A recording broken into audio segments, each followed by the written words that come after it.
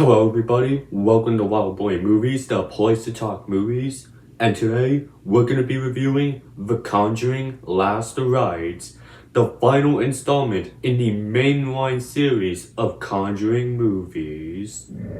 Right now I'm going to have some information up on screen for you to read, like director, runtime, and PAA rating. All of that will be up on screen for you to read right now. But be sure to hit that like button, subscribe if you haven't already, and comment down below your thoughts on The Conjuring Last Rites. But without further ado, let's get right into the pros. Alright, starting off, I gotta go ahead and praise director Michael Chavez, who has basically been the one in charge of the Conjuring universe for the past couple of years. I mean, he made The Curse of La Llorona, The Conjuring, The Devil Made Me Do It, and The Nun 2, all for the Conjuring universe, and now he went ahead and directed Last Rites, and I thought Michael Chavez did a great job, or a good job, with the other Conjuring movies that we got prior to this one, but I thought he did a great job here with Conjuring Last Rites, because I really liked what Michael Chavez did with this movie, and there are a lot of things that I really ended up liking in this movie. I mean, for one, the main thing that I do really like with all these Conjuring movies, the mainline series that we've been following since 2013, is the characters of Ed and Lorraine Warren, played by Patrick Wilson and Vera Farmiga. I like the characters of Ed and Lorraine Warren from those actors that we've seen in all three of the main Conjuring movies, as well as their appearance in Annabelle Comes Home. And here, once again, they do a pretty good job with those characters. But one thing that I'll give Last Rites over the other Warren appearances is that we dive into a bit of their personal life here. Because at this point in the movie, it's 1986, and they are kind of giving up on the paranormal case files that we've seen them do from Connecticut, England, to the trial of Arnie Johnson from all three of the previous movies.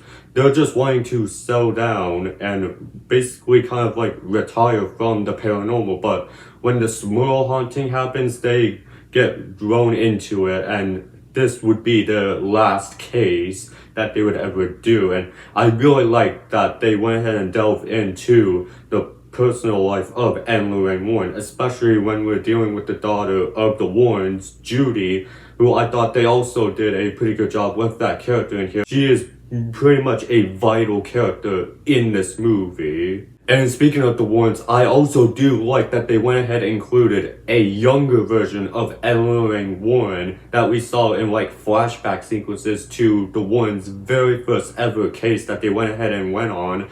I like those actors that portrayed the younger Ed and Lorraine Warren, and if that Conjuring HBO Max series is still happening, that would probably be a good idea for that Conjuring TV series following the early case files of a young Ed and Lorraine Warren with the same actors who portrayed the younger versions of those characters here in this movie.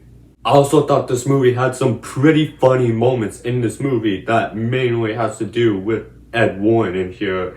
I thought he had some of the most funniest moments in this movie, particularly whenever we're outside of the case file of the Smurls, which I will get to, but we're just in the Warren's personal life.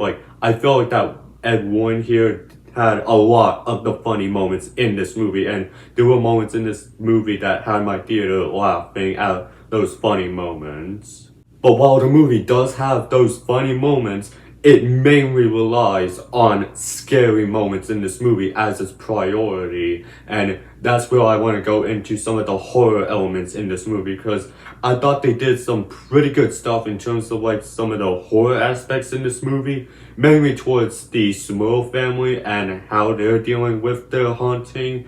I thought they did all of those pretty well, and there were a few jump scares in this movie that actually got me. It kind of reminded me of whenever I saw Smile 2 in theaters for the first time, and it had all of those effective jump scares.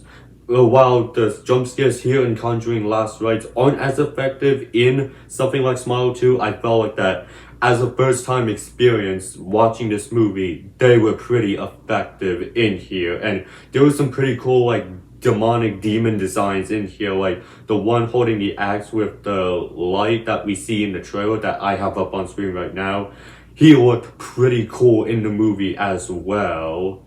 But also, the case file that this movie went ahead and tackled was also pretty interesting. Now, the thing with the main Conjuring movies that we've gotten is that they're all based off a case file that the real Ed and Lorraine Warren went ahead and investigated throughout their career. My favorite of the case files that were adapted into the movies had to have been the one from The Devil Made Me Do It with the trial of Arnie Johnson.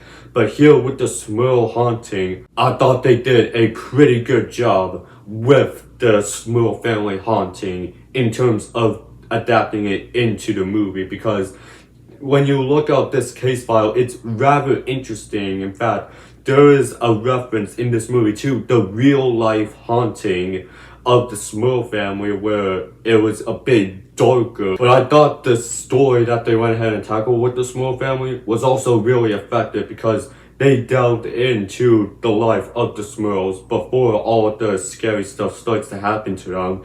And they developed those characters pretty well to where I thought they did a great job tackling the Smurl family haunting in this movie. Now, when it compares to like the other case files that we've gotten before, I would say that it would probably be my second favorite of the Conjuring case files that they were adapting. My favorite still being the Arnie Johnson case file that the Warrens tackled, but this one is still a really great one that they went ahead and tackled in this movie. And they were marketing this movie as the last film in the Conjuring universe. Now, when I say that, I do think that we are still going to be getting a lot more spin-offs within the Conjuring universe, like a third Nun movie, possibly a fourth Annabelle movie based off of what happened with Annabelle on tour, or hey, I'm still wanting that Crooked Man movie to happen. Even though it got cancelled, I'm hoping that re-enters development. But in terms of like the Conjuring movies, with the characters of Ed and Lorraine Warren by Patrick Wilson and Vera Farmiga,